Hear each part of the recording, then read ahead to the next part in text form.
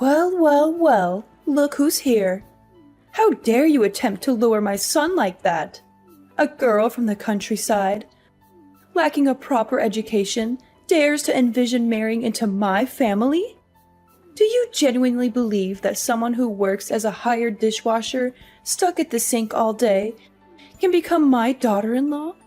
Can you explain to me what you bring to my son's life that justifies him throwing away his promising future for you? Hello, Skylar. I'm a bit confused. We only just met for the first time. Why do you hold such animosity towards me? Besides, I only came to greet you as Kai's girlfriend and never mentioned anything about marriage. Also, it's true that I work as a dishwasher, but is that something to be ashamed of? I earn my own money, enough to sustain myself. There's no need to belittle and insult me like this, is there? Oh, you still have the audacity to be here and preach about life? How dare you be so disrespectful to me? Who granted you permission to address me like that? Refer to me as Miss Johnson and show me the respect I deserve. What an uneducated girl you are. Are you actually proud of your menial job? How much do you earn in a month? Is it sufficient to indulge my son in the lavish lifestyle he deserves? Or is it the other way around? Are you still asking my son for money to cater to your own needs? Of course. Looking at the outfit you're wearing today, it must have drained a considerable amount of my son's bank account, right? Let me tell you, my son might be blinded by your facade and fail to see your scheme to exploit him for his wealth. But I'm different. You won't deceive me so easily. I apologize, Miss Johnson. I must have misunderstood when we first met. You did indicate that it was fine to call you Skylar. However, there appears to be a miscommunication. Since the time I've known Kai, never once have I asked him for gifts or money. And this dress I'm wearing is a birthday gift from him. You're such a naive girl. I only said that you could call me Skylar because I believed you hailed from a well-off family, or at least held a respectable job. Discovering that your parents are simply farmers doesn't change my opinion of you as a mere working-class individual. Oh, I see. You're a dreamy country girl, aspiring to find a handsome and charming guy in the city, right? You plan to gradually take over my son's possessions, the entire house, and eventually bring your parents here while kicking me to the curb, don't you? I figured it out now. And that dress you're donning is the proof, isn't it? I'm having trouble grasping your point. Why would I resort to such deceitful tactics? While it's true that my family isn't swimming in wealth, my parents always emphasize kindness and decency. Moreover, the idea of relocating to this bustling city has never crossed my parents' minds. So your concerns and somewhat delusional assumptions are unfounded. In reciprocation for the dress Kai gave me, I used half of my monthly wages to purchase him a fine watch. A fine watch, you say? Do you think I'm a fool? I'm certain it's just a discarded timepiece you stumbled upon and got fixed for a few bucks. Or maybe you even pilfered it from customers at your restaurant. I know money-driven girls like you would surely opt for the cheapest options. You claim I'm concocting scenarios and weaving tales. Who do you think you're fooling? I discerned your conniving plan when I heard the story of how you first met my son. How on earth could such a coincidence exist? What are you even talking about? I never buy low-quality items for Kai, and I certainly don't steal from anyone. And as for that incident when Kai was attacked and robbed in the alley, it was genuinely coincidental that I was there. Is that so? Then tell me the whole story. Because Kai only mentioned that you were the one who rescued him from the robbery. At first, I felt gratitude. But as I've come to know you better, I can't shake the feeling that this might have been some sort of setup. You see, part of my job as a dishwasher includes taking out the trash at the end of the day. On that day, while doing my usual routine, I overheard cries for help and sounds of a struggle coming from the end of the alley. Despite being scared, I felt that not intervening could lead to someone's death. So, I played a recording of police sirens and carried my pepper spray with me. Thankfully, the robbers were frightened off by the sounds and ran away. Then I called an ambulance for the man. He was still conscious when he got into the ambulance and explained that he was working away from home, and he didn't want to worry his mom, so he requested my assistance in getting to the hospital. Kai truly is a dutiful son. But why didn't you leave once you took him to the hospital? Why did you stay around, so Kai could see you? Kai had lost consciousness due to the injuries, including a blow to his head that caused bleeding. The hospital was short on blood, and since I have type O blood, I chose to donate to help Kai.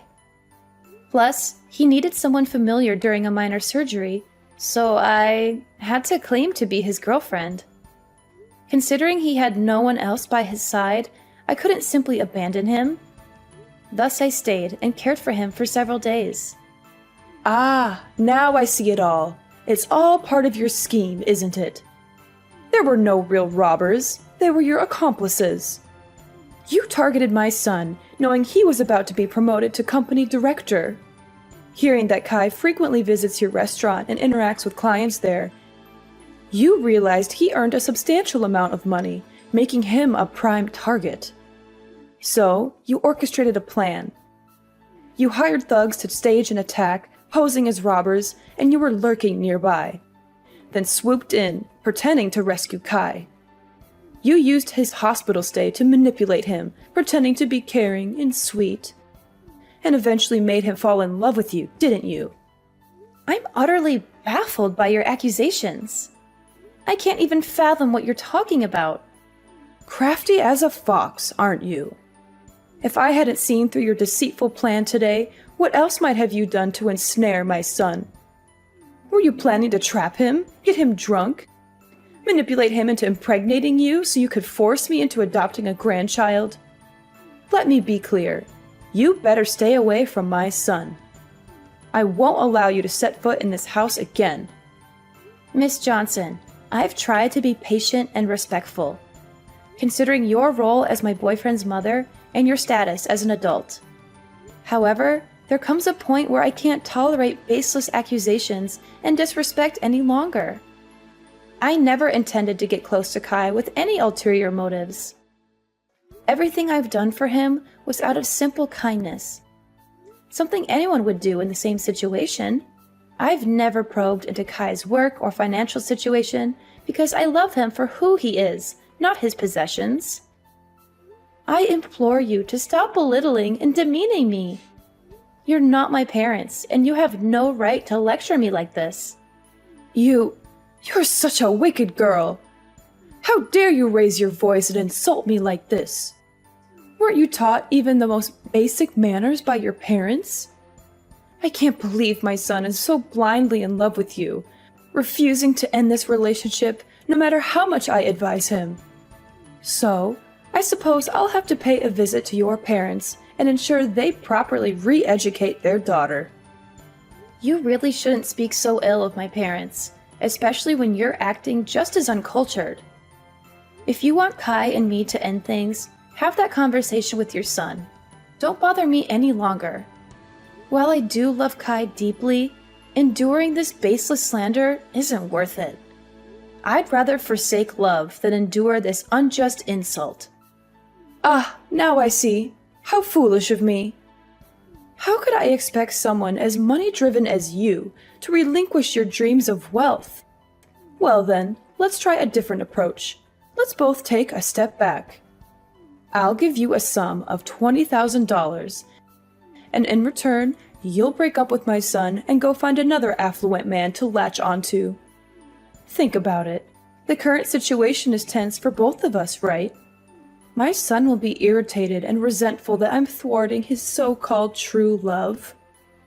While you won't manage to secure any of this family's assets because I'll make sure they're kept out of reach, via salaries and property ownership papers. So, why don't we strike a deal and find the best path forward? Isn't $20,000 a generous offer? Just imagine how many dishes you'd need to wash to earn that much money. Have you even read any of my previous messages? Why do you always assume that girls like me from the countryside move to the city just to snag a wealthy husband? Do you believe money can manipulate me? I'm not passing judgment on you, just speaking the plain truth. Come on, what's holding you back? Or are you suggesting this sum isn't sufficient? You certainly know how to put a price on things. Very well, let's consider this. You're also the one who saved my son's life. Would $20,100 suffice? Frankly, that's already quite excessive. I can't possibly increase the offer. Your attempts to manipulate the situation won't succeed either. Kai and I share a genuine connection that transcends materialistic notions. I refuse to let your misconceptions taint our relationship.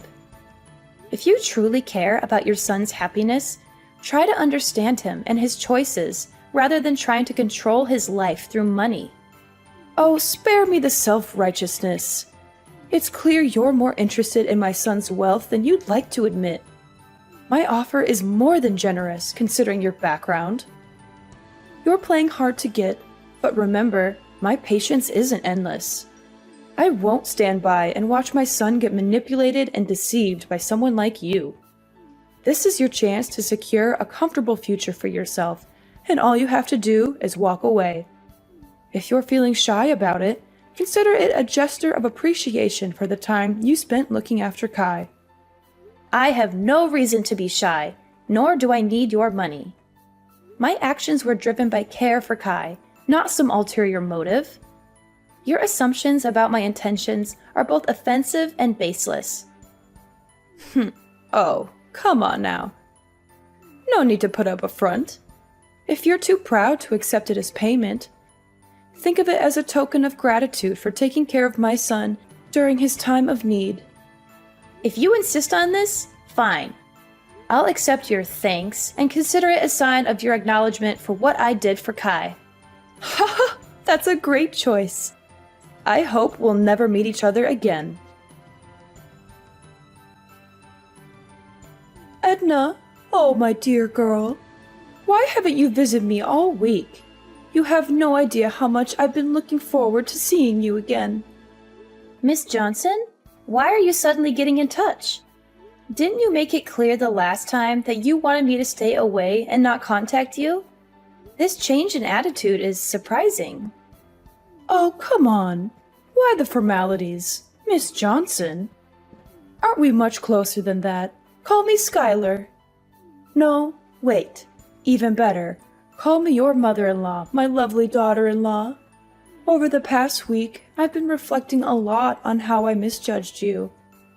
I've heard stories about your kindness from Kai, and he's quite upset with me for the way I treated you.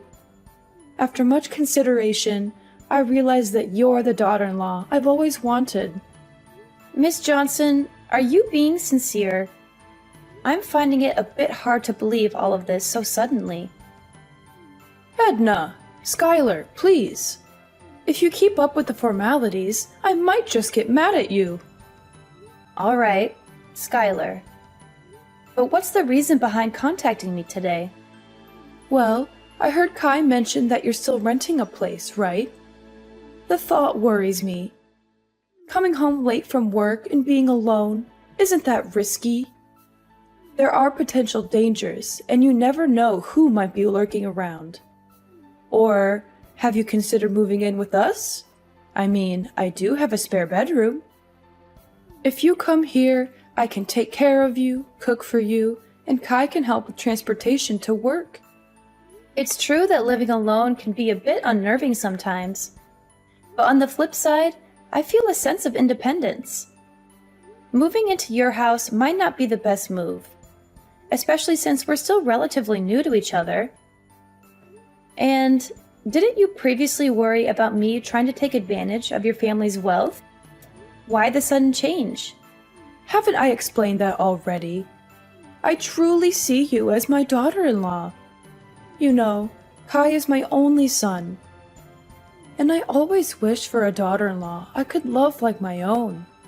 From the moment I met you, I felt a connection. I must admit, the tough act I put on was just a test, to see if you'd prioritize money over my son. But now, I'm convinced you're a wonderful girl, a perfect match for my son. And remember, sooner or later we'll all be one family, so there's no need to be shy. I still sense some uncertainty in all this. Edna, let's put aside what I said before. It's something all mothers do, just a protective measure to ensure their child's happiness. Trust me, Edna, and don't worry about my earlier words. Move in with us, with me and Kai. Do you know how much it pained me to notice calluses and roughness on your hands when I touched them? Living on your own, you might not be taking the best care of yourself, right? Besides, you've mentioned your love for Kai before. Wouldn't you want a more committed relationship with my son? Skylar, I appreciate your apparent change of heart and your offer, but I must admit, this sudden shift in attitude raises some suspicions. I need time to process everything. Don't be so cautious, dear. This is an opportunity for you to secure a better life. You'll be embraced wholeheartedly into the family. Now, on to another matter. You've won a fortune, Edna. What are you still doing, toiling away at your job? Why not indulge in the luxury your winnings can offer? Hold on, what are you talking about? What winnings? Stop the act. I'm not in the dark anymore. I overheard Kai talking to you yesterday. About the lottery. You won, didn't you? Ah, that's what this is about. Yes, it's true. I won the lottery. I knew it! I had a hunch about your potential. And you snagged the jackpot. Let's see, over $100 million. Even after taxes, you're left with around $60 million, am I right? Incredible! That sum could secure a lavish life for my son and me. So, have you collected your winnings? Not yet. I'm planning to do that this weekend. I thought I'd use part of it to treat Kai to a special meal. A special meal with hundreds of millions? You're more frugal than I thought.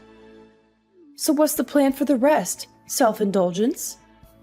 Or will you consider getting something for me, your prospective mother-in-law? I hadn't quite considered that angle.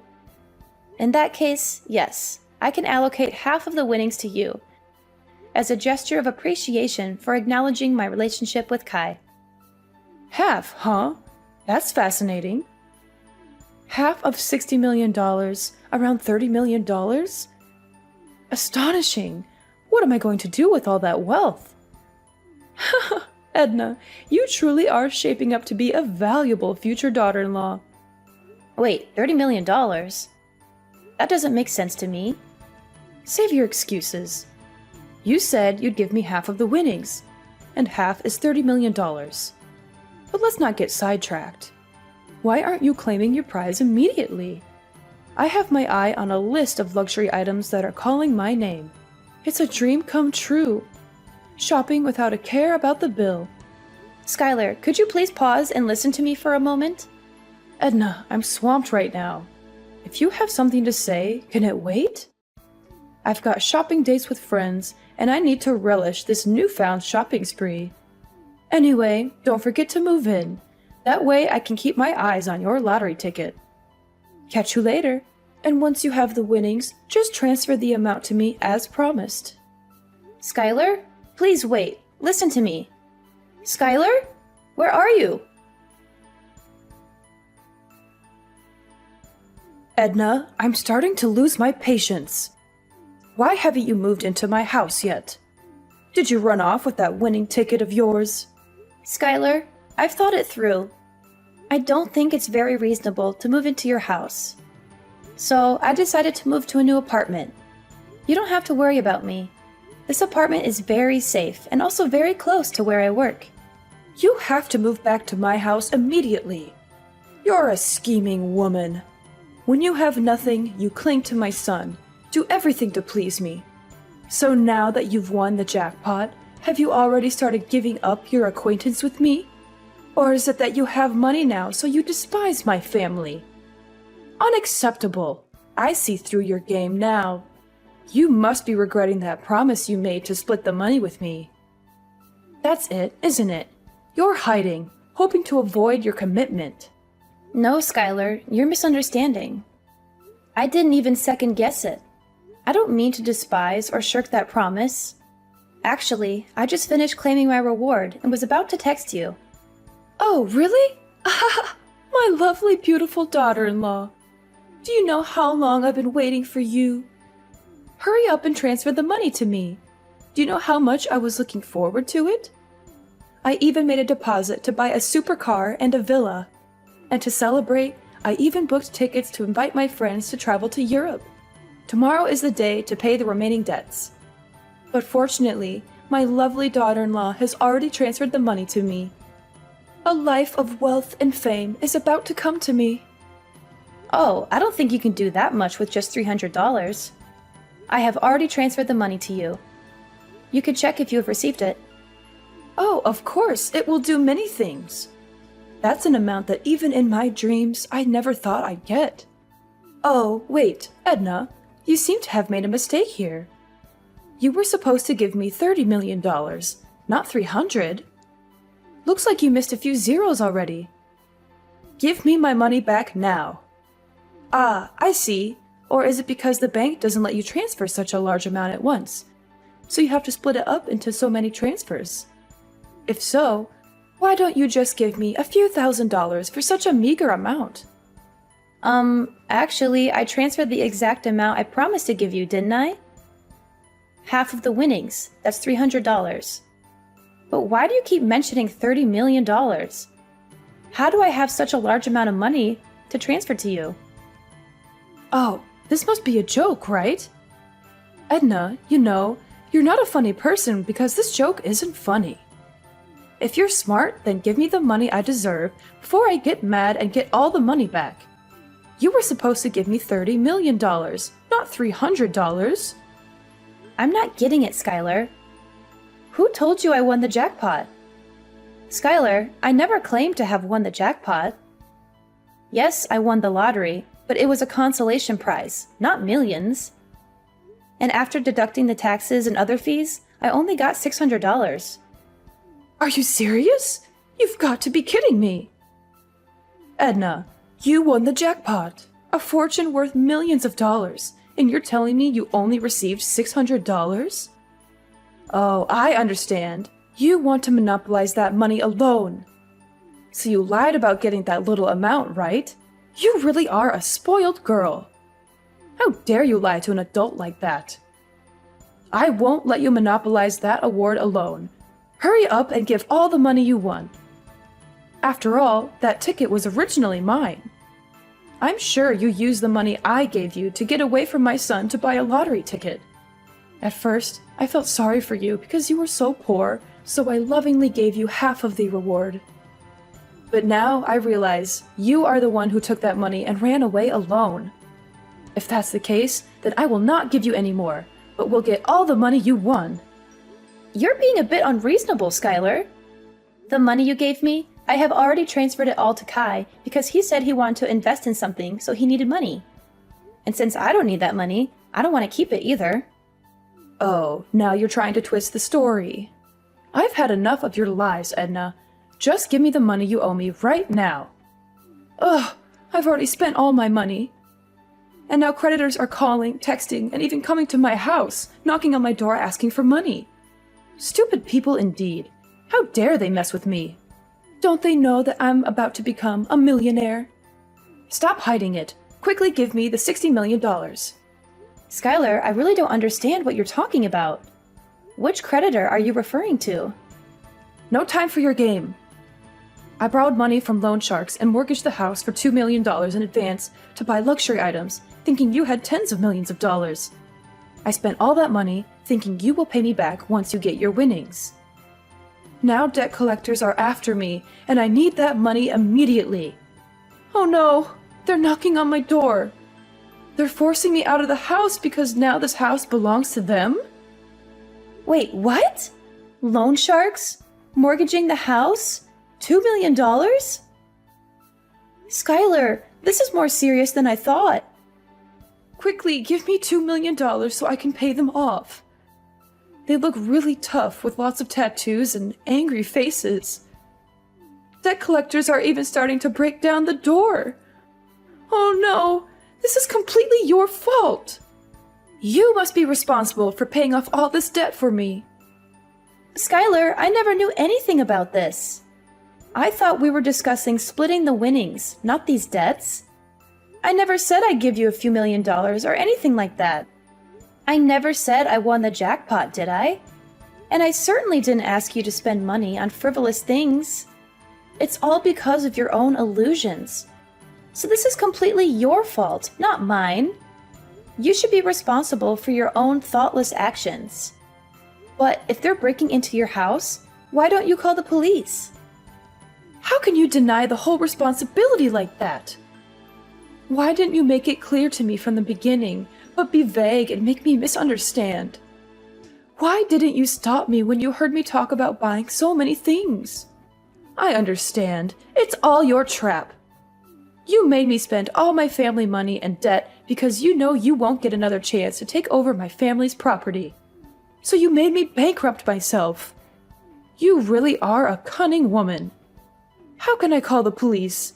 Because they have a promissory note that I signed myself. And there's a clause in it that if I don't pay on time, this house will belong to the creditor.